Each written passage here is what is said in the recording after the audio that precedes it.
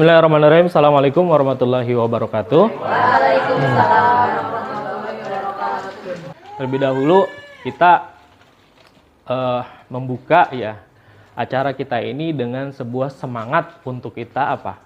Untuk kita berbuat baik bareng-bareng ya. Nah, khususnya kita yang sekarang ini ya bergabung di dalam sebuah komunitas yang masih kecil ya, tetapi komunitas ini sudah melahirkan para entrepreneur yang sangat luar biasa, yaitu Kabupaten Bogor Berdaya. Saya harap teman-teman semua di sini, ibu-ibu, ya bapak-bapak, jangan merasa bahwa saya cuma peserta nih, gitu loh. Jangan merasa seperti itu, ya. Jadi KBB ini lahir, pemberdayaan ekonomi ini lahir, itu adalah memang semangat kebersamaan. Karena hidup sekarang ini kita jangan pernah berpikir tentang aku.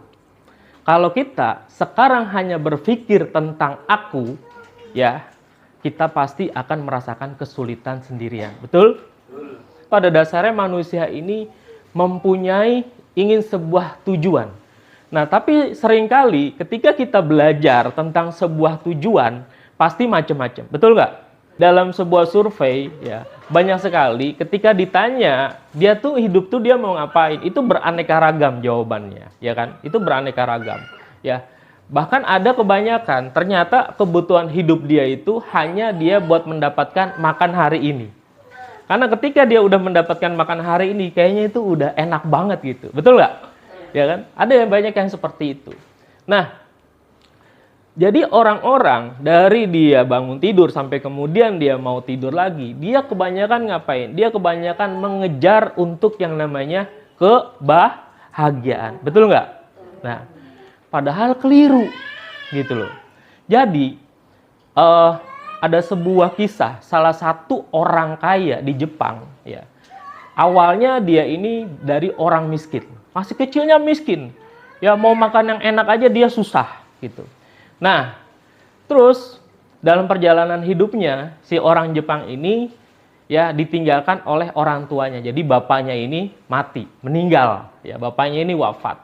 Nah, selepas dari bapaknya ini wafat, dari orang Jepang ini, dia itu punya banget keinginan, dia tuh bertekad banget, pengen apa? Pengen kaya.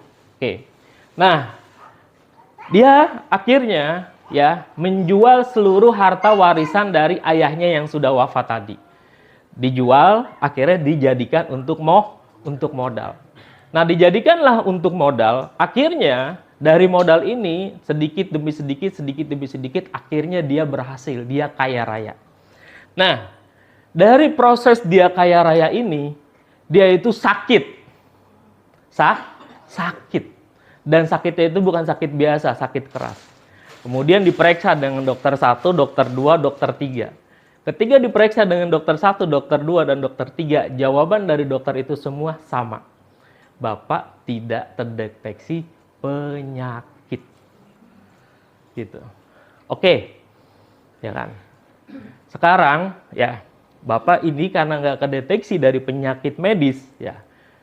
Coba nih, gimana? Ya. Kalau orang kita beda. Penyakit medis nggak ada, langsung ke orang pinter, betul nggak? Iya kan? Langsung dipotongin ayam hitam, ayam putih, gitu ya. Nah, tapi ini berbeda dengan kisah orang Jepang ini, gitu kan. Nah, ketika kata dokter dia nggak ada penyakit, kayaknya Bapak kalau orang sekarang itu dibilang cuma butuh healing, gitu. Akhirnya dia healing, dia jalan-jalan dia kan ke beberapa negara, bahkan di hampir ke seluruh dunia. Nah, setelah dia pulang jalan-jalan, hidup dia enak, tapi setelah itu dalam prosesnya, dia itu sakit lagi. Gimana? Sakit lagi. Berobat lagi, diperiksa lagi. Ya kan? Kata dokter, beberapa dokter yang meriksa, Bapak kembali tidak terdeteksi penyakit. Nah, tapi akhirnya ada mendapatkan sebuah jawaban yang berbeda. Coba Bapak berbagi. Coba apa? Berbagi. Ya, berbagi dengan apa? Bisa dengan harta Bapak, bisa dengan ilmu Bapak, bisa dengan apapun yang Bapak punya. Ketika orang ini berbagi, terus dia lakukan berbagi ini, akhirnya dia nggak sakit-sakit lagi. Tuh coba. Setelah dipikir, oh iya, ternyata dia mendapatkan sebuah kesehatan mental, kesehatan pikiran, kesehatan dalam dirinya dia, yaitu ketika dia senang melihat orang itu senang. Nah, ini bukan sebuah kisah yang dibikin-bikin, Pak. Ya, tapi memang ini sebuah kisah nyata. Artinya apa? Ya, artinya ada sebuah hormon, ada sebuah yang ada di dalam diri kita ini. Ketika kita berbagi dalam hal apapun, itu akan membuat kita bahagia. Jadi ada sebuah satu kata yang sangat amazing ya di dunia ini untuk kita mendapatkan juga kebahagiaan di akhirat, yaitu bagaimana kita bisa bahagia dan membahagiakan. Nah, dengan kita berkumpul ya, dengan kita ada di KBB ini adalah salah satu wasilah kita untuk kita bahagia dan juga membahagiakan. Oke? Tepuk tangan buat ibu-ibu dan semua peserta pada hari ini. Nah, jadi kita mesti terus bersemangat. Di dalam Islam itu khairunas anfahum linas adalah harga mati. Bagaimana kita diciptakan oleh Sang Pencipta kita itu untuk menjadi manfaat sesama kita. Jangan kemudian ya kita dekat ketika kita mendapatkan sesuatu dari orang itu. Ketika kita mendapatkan sesuatu dari komunitas itu. Terbalik. Sekarang berpikirnya itu, apa sih yang sudah kita kontribusikan untuk dia? Apa sih yang udah saya berikan untuk komunitas itu? Dan sampai sekarang, ya bagaimana kemudian ya saya di usia 37 tahun, ya kalau kata ibu tadi masih muda, enggak juga gitu kan. Tapi luar biasa, nggak terasa ya, saya nikah umur 22, ya sekarang udah 37 gitu, nggak terasa juga. Ya, jadi bagaimana di saat sampai saya umur 37 ini, saya mempunyai sebuah visi kehidupan saya. Ya, ketika saya di tahun 2003 saya lulus sekolah, ya kemudian saya ikut pembinaan, ya sampai kemudian sekarang, ya yang menjadi sebuah visi hidup saya adalah tadi bahagia dan membahagiakan, tapi sebuah dalam nilai-nilai perspektif agama kita. Nah, teman-teman semua, ya, sampai saat ini, ya, alhamdulillahnya, saya itu bisa mensistemasi bisnis saya. Jadi ketika kita ada acara, ya, saya diminta datang sebagai undangan, sebagai ya memberikan sambutan atau sharing-sharing gitu. Alhamdulillah, ya, di saat orang kerja, saya bisa jalan-jalan, bisa menikmati itu. Ya, di saat orang tidur, saya pun ikut tidur, gitu loh. Transaksi penjualan itu juga terus berjalan, gitu. Nah, saya memecah sebuah mindset, ya kan, yang katanya kita itu dalam mengurusi bisnis betul-betul kita harus terus pelototin, ya kan. Nah, ternyata saya memecah sebuah mindset tersebut, ya. Saya kemudian membuat sebuah perusahaan saya sampai saat ini, walaupun dengan proses, ya, itu bukan seperti perusahaan robot kalau saya bilang kepada tim saya. Kalau saya membuat perusahaan robot, saya akan selalu melihat absensi dan pergerakan Anda di kantor atau bukan. Di lapangan Anda mengerjakan tugas atau bukan. Itu namanya perusahaan robot. Dan kita sebagai business owner, itu kerjanya bukan ngurusin bisnis. Tetapi kerjaan kita, kalau kita seperti itu, kerjaan kita selalu berburuk sangka kepada karyawan. Dan inilah kebanyakan business owner atau bos-bos. Betul nggak? Akhirnya apa? Punya penyakit. Ya kan? Karena dia yang menjadi karyawan. Dibalik, bosnya ini malah jadi karyawan. Belum lagi, bosnya udah ada janji sama anak istri, ternyata karyawan yang harus jaga toko izin libur. Akhirnya dia harus backup jaga toko. Begitu nggak? Karena memang dari sebuah pemikiran dari seorang business owner ini udah banyak yang keliru. Begitu. Nah, artinya apa? Ya kan? Sebuah visi yang ada di dalam kehidupan kita ini, ya, adalah kita mempunyai sebuah visi yang sangat jelas. Ya. Nah, dan apa yang kemudian kita jalanin, ya, jangan kemudian kita itu selalu berorientasi langsung pada duit. Jadi kalau kita itu dalam sebuah orientasinya kita kepada result, ya kepada duit, nah inilah yang kemudian keliru gitu. Justru kita ini fokus kepada proses. Fokus kepada apa? Proses. Jadi yang namanya output itu adalah proses. Hasilnya kita itu proses. Dan yang luar biasa, ketika kita dulu sekolah, bahkan sekarang yang namanya guru matematika itu masih dikejar untuk mengajar les privat. Betul nggak? Itu masih menjadi guru nomor 1 di sekolah-sekolah. Betul nggak? Tetapi pada kenyataannya ketika kita bisnis, ya banyak pelajaran matematika yang tidak kita pakai. Kenapa? Karena berbeda hitungan matematika dengan rezeki. Ketika kita pakai ilmu matematika, 5 kali 5 sama dengan 25. Tetapi dalam kitab bisnis, 5 kali 5 sama dengan 0 juga bisa. Betul? 10 juga bisa. Bahkan jadi 1000 juga bisa. Dipakai nggak tuh jadinya? Nggak dipakai. Tapi dalam ilmu finansialnya itu dipakai. Dalam ilmu administrasi ataupun accountingnya itu jelas dipakai. Karena ada aturan bakunya.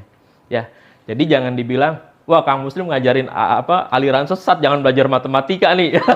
Nggak gitu juga gitu ya. Nah, tapi adalah saya di sini ya, bagaimana sharing membangun sebuah kekuatan yang ada di dalam pemikiran kita. Ya. Karena ibu-ibu, bapak-bapak dan teman-teman semua ya, kita itu bisa mengukur besar atau kecil. Kita itu bisa berpikir jauh apa dekat. Kita itu bisa berpikir susah atau gampang. Itu yang paling pertama adalah tergantung apa sih yang di dalam pikiran dan di dalam keyakinan kita. Coba, sekarang saya bilang, ibu-ibu, bapak-bapak, yuk kita habis selesai acara nih kita bareng-bareng ke Surabaya. Oh, ibu-ibu senang jalan. Tapi ada yang bilang, waduh, jauh banget. Betul nggak? Tapi bagi mama yang senang jalan-jalan, deket. Gitu. Benar nggak? Itu yang menjadi perbedaan di dalam pikiran kita. Jadi ketika saya bilang, ayo kita mempunyai omset, ya, yang tadinya omsetnya per hari cuma 100.000, bagaimana omsetnya per hari jadi 1 juta? Yang tadinya omsetnya 500.000, bagaimana omsetnya bisa 5 juta? Yang tadinya omsetnya ya 1 juta, bagaimana bisa per hari 10 juta? Pasti berbagai macam bilang. Susah, betul? Ada yang berbagai macam bilang, jalanin dulu deh, gitu. Ada yang berbagai macam bilang, gampang, betul nggak? Nah, ini saya jalanin. Ya. Ketika saya membangun bisnis di tahun 2016 dengan yang tim yang sekarang, ya saya meng-guide investor. Nah, nanti akan saya sharing materinya juga. Ya, itu dalam tahun-tahun pertama investor saya udah bilang, Pak tutup, kita rugi. Tapi justru saya sampaikan, wahai Bapak investor, tapi nggak begitu ya. Ya, saya sesungguhnya akan memberikan performance, ya. Dengan minimal ya per unit ini untung 100 juta. Wow, bingung dia. Bagaimana bisa begitu? Gitu loh. Nah, inilah cara berpikir yang berbeda. Ya, cara berpikir yang berbeda. Nah, ketika itu tim saya bilang gini-gini. Ya, gitu kan. Apaan sih? Apaan? Gitu saya bilang. Lu gila apa ya? Gitu. Saya gituin. Iya kan? Gue punya hitung-hitungannya bro, gitu loh. Tenang aja, bismillah. Yang begitu. Nah, inilah tergantung daripada pemikiran kita terlebih dahulu. Ya, jadi sekarang kita pecahin dulu tuh pemikiran-pemikiran kita yang kata kita bikin bingung. Yang kita bikin bilang susah. Tidak ada itu. Ya, itu ada di dalam sebuah kamus pengusaha-pengusaha. Bukan yang di KBB. Iya. Ya kan? Tapi pengusaha-pengusaha KBB gampang gitu. Nah, jadi kita harus itu dulu, ya. Nah, ketika saya bilang seperti itu, ternyata kejadian. Itu berhasil gitu loh. Itu bisa gitu. Nah, itulah yang kemudian kita akan terus sama-sama ya di forum-forum KBB ini. Nanti ada teman-teman yang memang dia itu merasakan jatuh bangun, merasakan dari merintis, kemudian dia bisa sukses gitu kan. Dan kita pun belajar juga bukan dengan hanya orang-orang sukses. Itu keliru. Menurut saya keliru banget. Kalau kita belajar hanya daripada orang-orang sukses, kita keliru banget. Justru saya banyak belajar itu bukan dari orang-orang sukses, tapi dari orang-orang yang gagal. Kalau kita belajar dari orang-orang sukses, kita kebanyakan ngirinya. Oh, ketawa kan?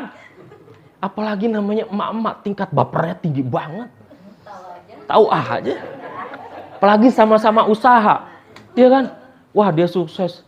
Wah dia nggak ngajarin gue, padahal dia kan deket sama gue tuh, gitu kan. Wah, kayak gitulah. Udah. Jadi kalau bahas kesini panjang lagi nih, ya kan?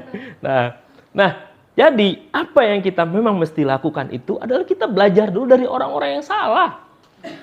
Jadi kita udah nggak ngulangin, wah dia salah gitu. Jangan kemudian kita itu mengikuti kesalahan orang yang sama. Akhirnya kita pun menjadikan sebuah apa? Yang kita lakukan menjadi sebuah kesalahan.